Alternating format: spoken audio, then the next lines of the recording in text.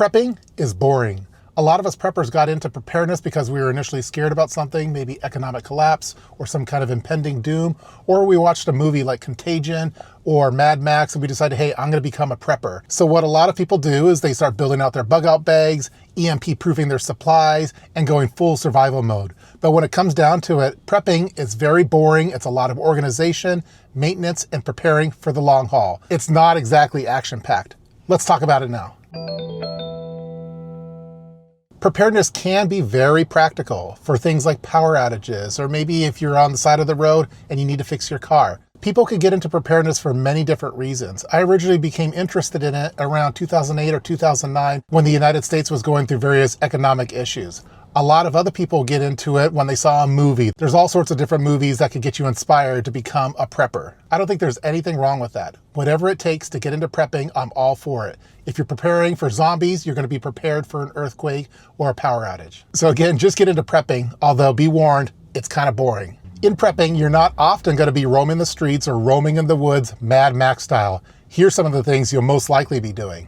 Rotating canned food, replacing batteries, recharging power banks, updating your first aid kits, scanning important documents, checking smoke detectors, organizing bins, replacing expired items. Most of prepping is maintenance. It's also a lot more fun to buy preps than it is to maintain preps. It's very cool to get the latest and greatest flashlight or backpack or knife. Usually we all get inspired by watching various YouTube videos and then we want to go out and buy the latest and greatest thing. It's not quite as fun to test out your flashlight or to update your bug out bag organization or rotate your pantry. Buying gear definitely feels a lot more productive, but maintaining that gear is more important. Back in 2011, I started my urban bug out bag video series, and the whole concept of bugging out is kind of fantasy land. In most scenarios, you want to bug in. So rather than bugging out, reality is actually staying home, dealing with power outages, evacuating to a hotel, finding documents that you scanned, keeping food cold, charging phones, taking and rotating your medications. A lot of that boring stuff matters much more than fantasy land.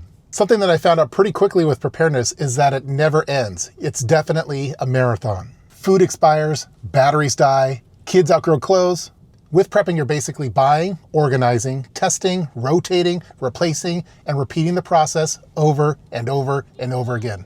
Since starting my channel, my perspective has changed over the years. The exciting stuff gets views, but the boring stuff actually saves the day. And while I do try my best to stay organized and color code gear and to put them in modules and make PDFs, oftentimes the maintenance stuff gets put on the back burner. And what we all eventually find out is that prepping never ends. It's a long, grueling, and boring process. Again, whatever it took for you to get into prepping is great. The fantasy is what gets you interested in the first place. The long-term routine is what actually keeps you prepared. So as you're watching videos on this channel and any other channel that you see online, just remember that a lot of the fancy preps is what keeps you interested and inspired, but the boring work is what actually makes you prepared in the long haul. What is one of those boring preparedness tasks that you've been putting off lately? Let me know in the comments section, and stay tuned for more urban emergency preparedness videos. Yes, some of them will be boring. See you next time.